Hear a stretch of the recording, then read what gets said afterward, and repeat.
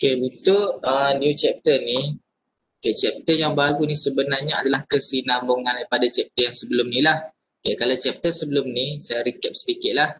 Kita membincangkan tentang dari segi learning outcome tu, kita lebih dari segi untuk tahu dari segi pengenalan awal tentang beberapa graf ataupun graf ataupun line chart.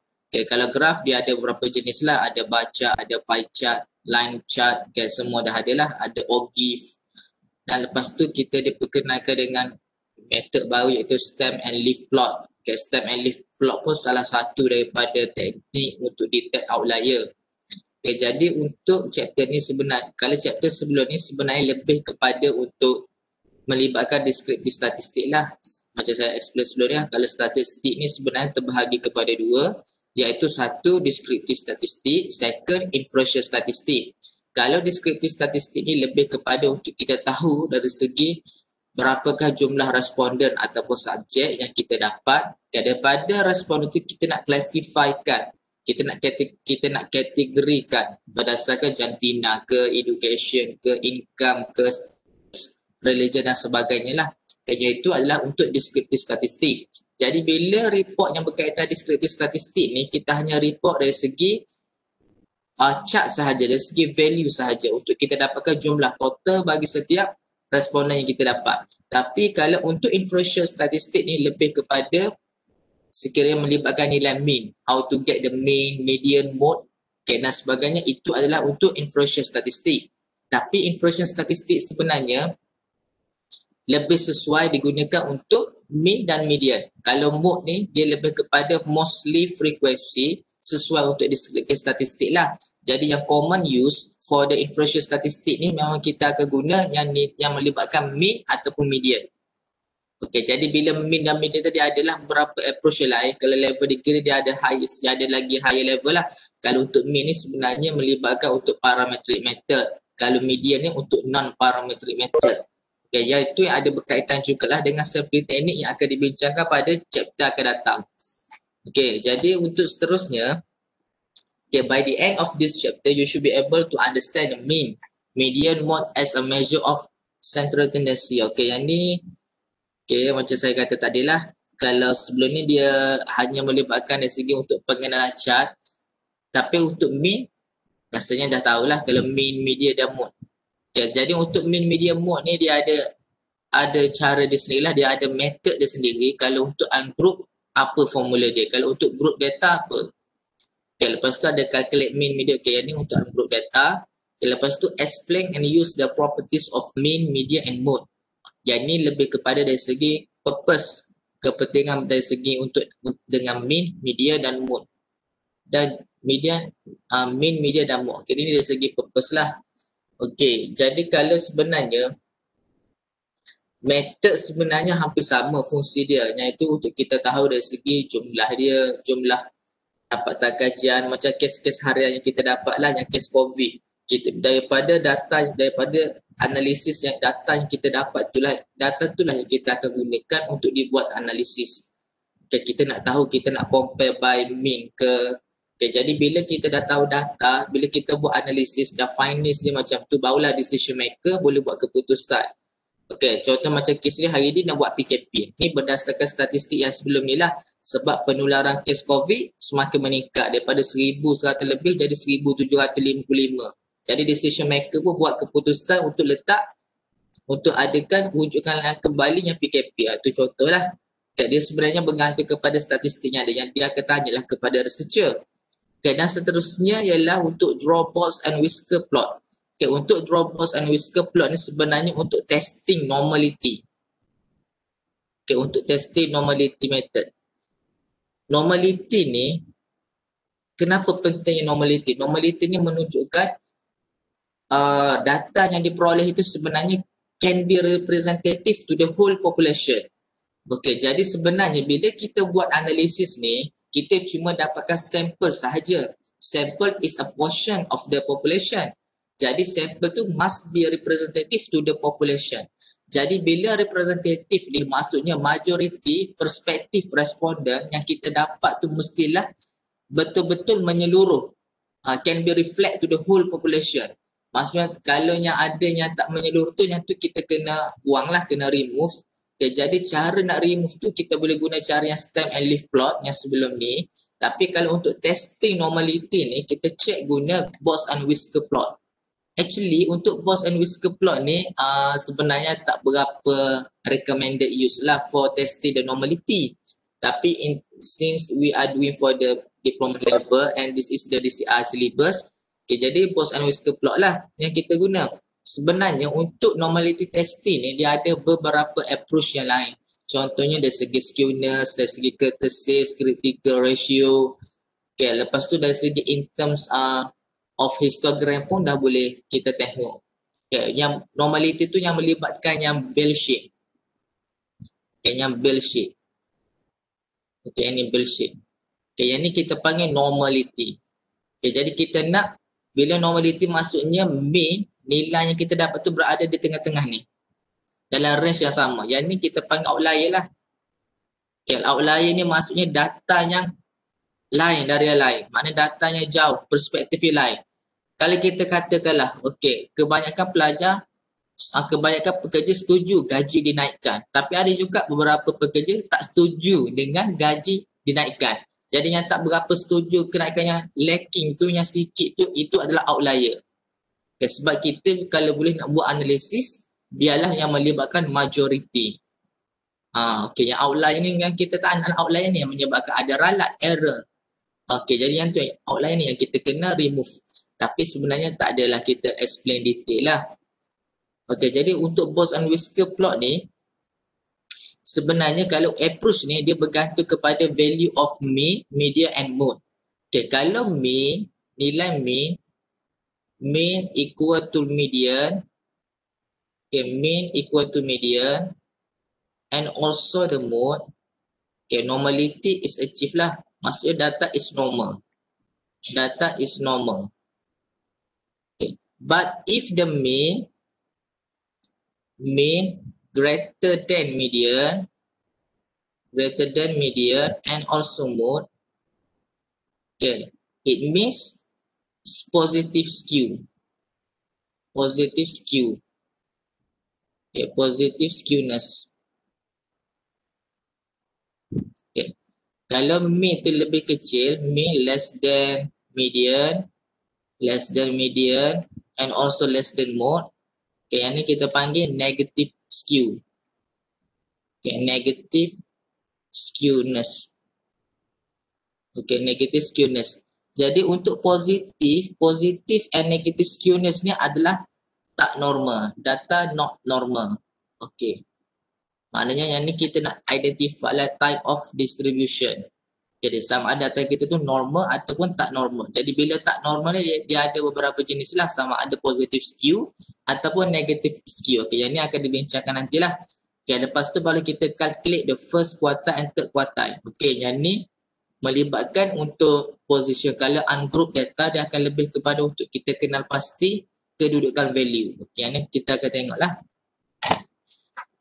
Okay, next. Okay, yang untuk mean. Okay, sekarang ni kita tahulah. Okay, for example, if the test score of 5 students are 70, 80, 60, 90 and 50. Okay, yang ini adalah test score yang diperoleh daripada 5 orang pelajar.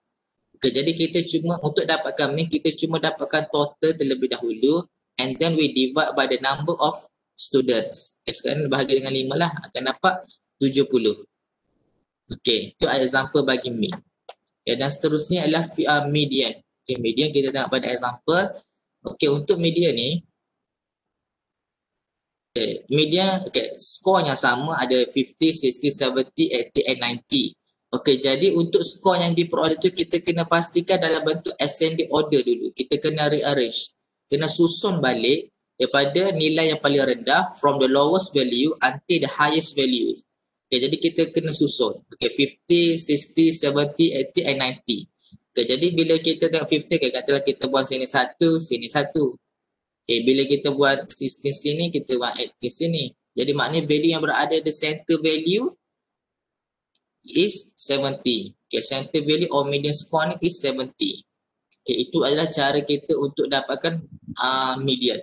Tapi kalau katakanlah dapat 50, okay, 60, Lepas tu 60, 70, 80, 90. Okey, jadi kalau kita buang sini, alik sini, kita akan dapat dua value center. Okay, dalam kes ni dia tak apa dalam bentuk odd number, ada 5 numbers, 5 values. Tapi dalam kes ni bila even values 1, 2, 3, 4, 5 nak even number, kita akan dapat di antaranya 60 dan 70. Jadi okay, kita ambil total terlebih dahulu. Okay, 60 plus 60 plus 70 dapat 130. Divide by 2 kita pun dapat 65. Okay, jadi yang median the score value is 65. Okay, kalau in case kalau number is even lah. Okay, and then mode. Okay, mode it depends to the frequency. Okay, depends of the most frequently. Okay, dalam case ni kalau kita tengok, okay, ni adalah set value, set data set. Okay, ada 50 ada 1, 60 ada 1, 70 ada 3. Okay, 70 ada 3, mode ada 1, 90 ada 2. Okay, jadi dalam case ni 70 ada 3 maksudnya mode adalah 70 lah. Sebab nilainya paling kerap. Okay, jadi bila kita nak buat conclusion sama ada data tu normal ataupun tak normal, kita sebenarnya boleh cek sini. Contohnya lah, kalau ni dalam case ni example yang sama lah, hampir sama yang dia gunakan. Okay, kalau tadi kita tengok nilai mean yang diperolehi adalah 70. Okay, mean 70. Median dapat 70. Median score dapat 70. Okay, lepas tu free mode dapat 70. Jadi bila nilai mean it with the median and also the mode, jadi maksudnya normality is achieved lah. Okay, normality is achieved. Okay, tapi sebenarnya kalau kita nak bergantung depends to the value of mean and median pun sebenarnya dah explain some the distribution of data distribution. Sebenarnya kalau kita dapat result untuk mean and median pun sebenarnya dah enough lah untuk kita tahu dari segi pattern data kita sama ada normal ataupun bukan normal. Okay, then proceed. Okay, yang ni tak perlu tahulah. Yang ni nak tahu dari segi create letter ni tak payah ni. Tak payah nak tahulah benda-benda ni. Yang tu saja dari segi filosofik ni macam mana dia derive the formula. Tapi kita lebih kepada bila bidang sosial ni lebih kepada apply. Jadi bila apply ni dia hanya guna tools yang dah ada. Okay, siapa yang develop atau explore the tools biar orang yang sebenar lah, orang yang betul-betul expert dalam bidang. Contohnya kalau bidang statistik yang betul-betul bidang statistician lah sebab dia lebih tahu dari segi pure. Tapi bila kita bidang management ke marketing ke finance tu lebih kepada tools. Kita hanya tahu untuk memilih tool yang sesuai bagi kajian kita nak gunalah. Okey, untuk population and sample mean, okay, formula dia hampir sama lah, cuma beza dari segi parameter. Okey, yang ni parameter yang kita pernah discuss sebelum ni lah. Okey, ini N capital N kecil lah. Okey, yang N ni dia akan different ni akan jadi berbeza lah sebab population ni lain dengan sample mean. Okey, tapi dari segi formula dia sama. Okey, formula sama. Untuk mana-mana, macam mana kita nak identify sama ada data yang ditunjukkan dalam exam ke dalam mana-mana soalan, itu adalah data population lah. Itu adalah data population. Kalau sample tu usually kita kena calculate lah, kita kena construct. Kalau untuk population, okay, macam tadi lah yang score 50, 60, 70, itu adalah data population. Okay, data yang data population. Okay, jadi seterusnya, okay, example 4.1, okay, jadi ni sama lah. Okay, number of workers in 5 departments. Okay, ni kita kena dapatkan total and then we divide by the number of departments lah. Jadi kita akan dapat 93. Okay, 93. Ini adalah formula. Inilah okay, yang ni. Contohnya kan ni population mean. Okay, mean. Okay, sekarang ni kita pun dapatlah simul untuk mean. Sebabnya soalan yang ada dekat sini adalah berkaitan tentang population. Okay, jadi jangan tertukarlah sebenarnya. Takut tukar dengan yang simbol S-bar ni. Yang simbol S-bar ni untuk sample mean. Yang ni untuk population mean. Jadi result data yang ada dekat sini, yang example 4.1 ni sebenarnya untuk population lah. Okay. Dan seterusnya untuk median. Okay, median. Okay, yang ni adalah example macam tadi lah. Sama lah lebih kurang. Kita kena susun dulu value from the lowest value until the highest value. Okay, in this case, Okay, kita tengok pada data ni, list of data ni, kita tengok nilai 3 adalah yang paling lowest lah. And then yang paling highest, yang highest ni sebenarnya pada value 22. Okay, kita kena susun. Okay, so macam ni lah susun dia. Okay, from the lowest until the highest. Okay, itu jadi kita pun dapatkan nilai untuk median. Okay, boleh guna macam tadi. Okay, kalau kata saya delete 4 sini. Okay, satu boleh delete 4 lah. Sini delete 4, kalau sini delete 2, sini pun delete 2. Kalau sini delete 2 lagi, sini pun 2 lagi. Okay, jadi the center of the value median score adalah 15. Okay, boleh buat cara ni lah.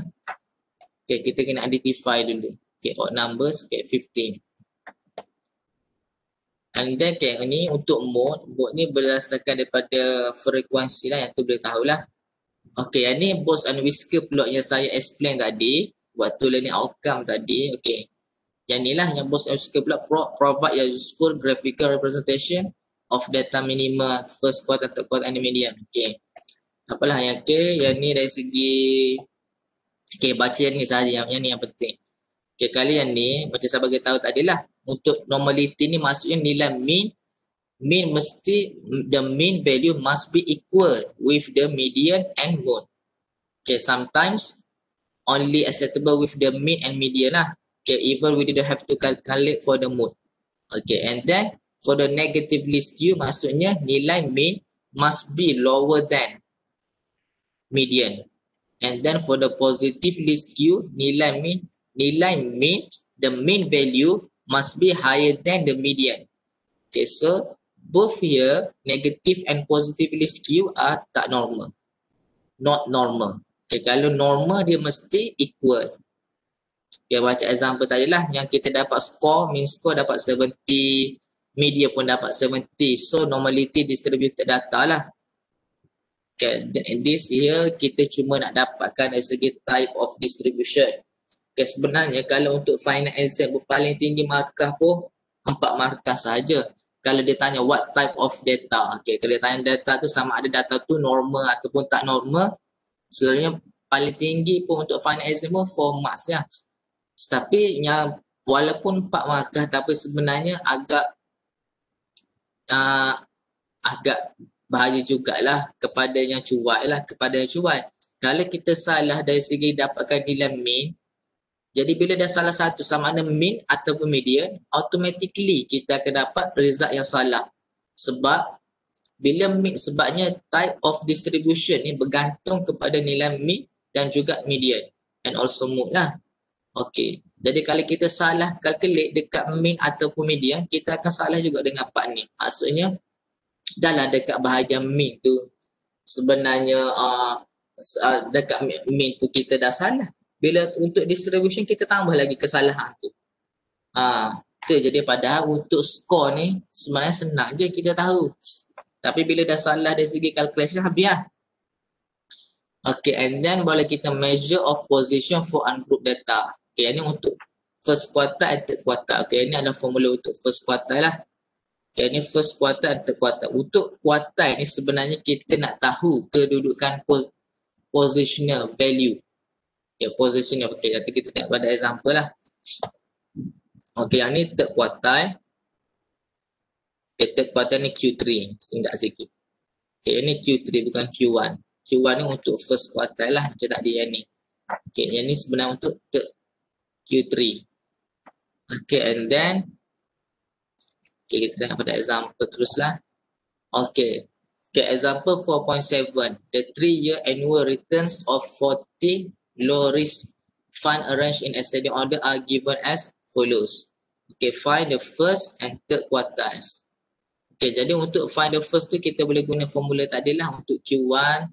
Okay, equal to N plus 1 okay, divide by 4. Okay, N tu adalah number of data lah. Sekarang ni kita ada 14. Okay, 14 tambah 1. Okay, bahagi 4. Kita akan dapat result untuk Q1. And then third quartile. Sama jugalah. Kita guna formula 3 N plus 1 divide by 4. Okay, jadi dapatlah 3 darab dengan 14, 15. Okay, bahagi dengan 4. Okay, 14 plus 1, 15 lah.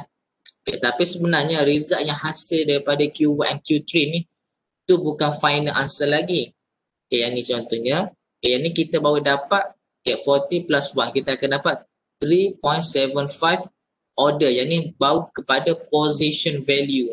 Kita baru dapat position value. Kalau 3.75 bila kita assume, maksudnya value kedudukan nombor 4. Okay, kita tengok pada nombor 4 pada list data tadi. Okay, jadi nombor 4, 1, 2, 3, 4. So the final answer for the first quarter is 13.8. Okay. And then we proceed the same procedure for the third quartile. Okay, dalam third quartile kalau kita calculate, okay, dapat 11.25. Okay, 11.25 bila kita assume equal to 11 lah. Okay, jadi value kedudukan pada nombor 11. Okay, yang ni 4. 5, 6, 7, 8, 9, 10, 11. Okay, so the final answer for the third quartile is 21.49. Okay, yang ni ramai jugalah yang mistake. Dia lepas dia calculate untuk first quartile terus habis ini. Sedangkan untuk ungroup data kita untuk first third quartile hanya untuk dapatkan position value sahaja. Okay, belum lagi untuk dapat final kita kena tentukan, kena identify lagi what value. Yang ni ramai yang buat silap. Padahal tengok je, sini adalah dalam 2 hingga 3 markah. 2 lah paling selain 2 lah. Dah bukanlah 2 markah. Okay, and then, okay, sekarang ni kita proceed untuk main. Okay, untuk chapter ni agak panjang sikit lah. Okay, chapter ni agak panjang, berapa minit sikit.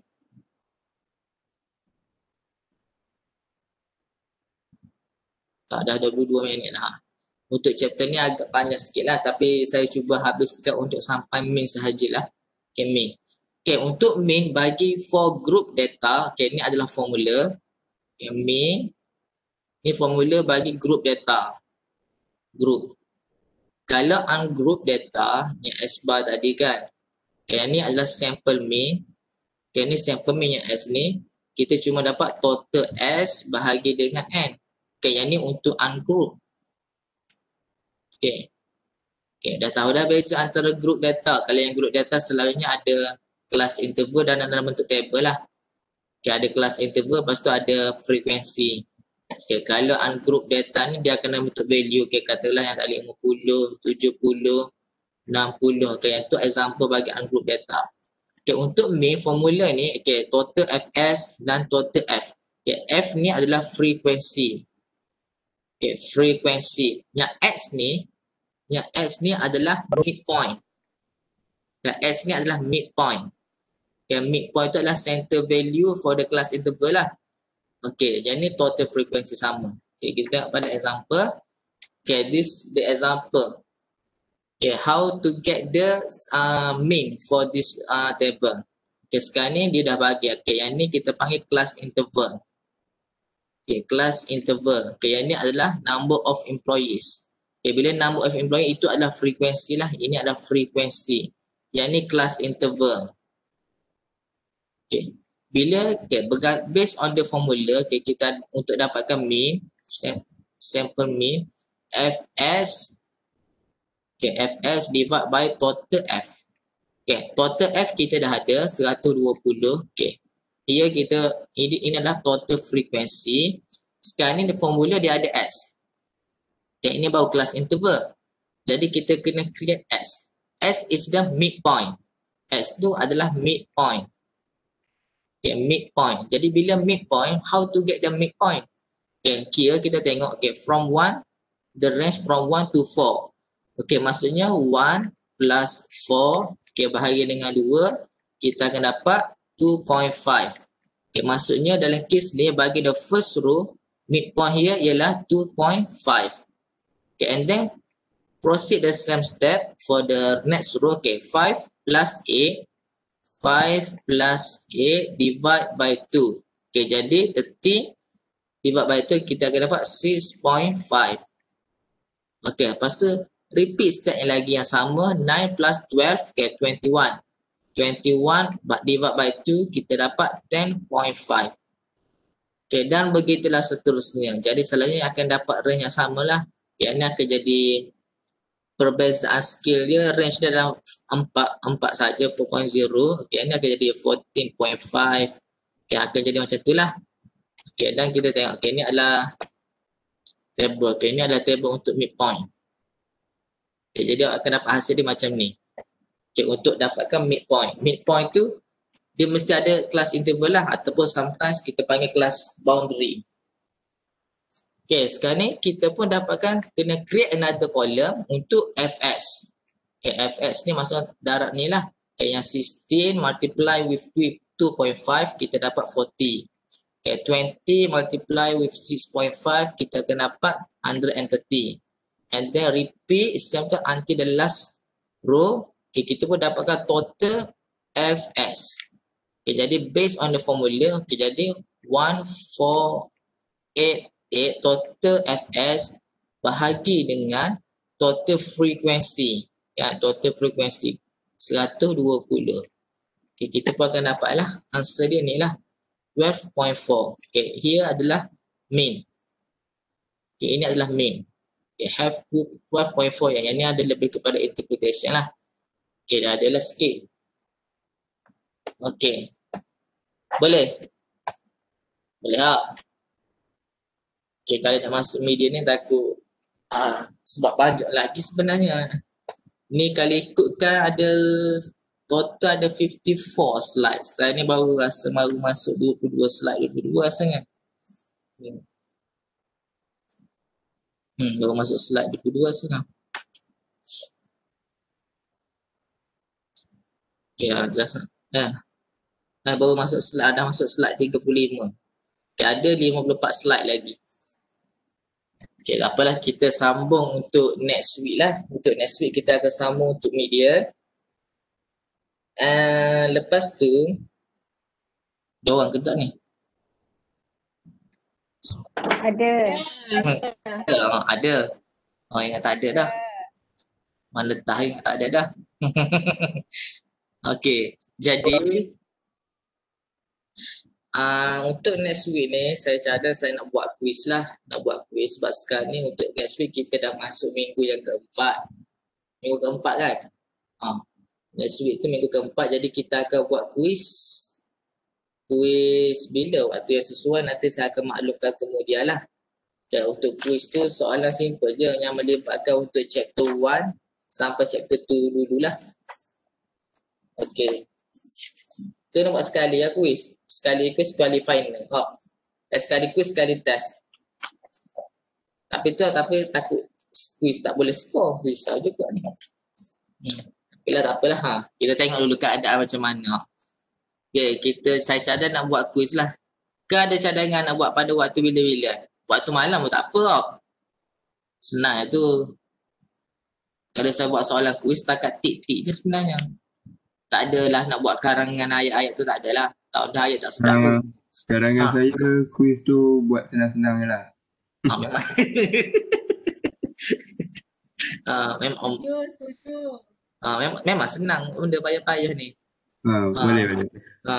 Final baru kita buat payah. Quiz buat senang-senang dah. Final pun senang lah tu. Final pun senang. Final pun nak senang. Nak dua-dua senang. Pas bila nak payah ya? Sebab nak skor ni. Nak skor. Okay, tak apalah. Nak lagi. Nak lagi? Ini berapa minit dah ni? 2,5 jam. Tak ada lama-lama. Saya jangan setengah jam. Okay, itu sajalah. Kita jumpa. Nanti saya akan maklumkan balik untuk quiz. Okay, Assalamualaikum. Terima kasih, Dr. Waalaikumsalam. Terima kasih. Okay, sama-sama. Okay.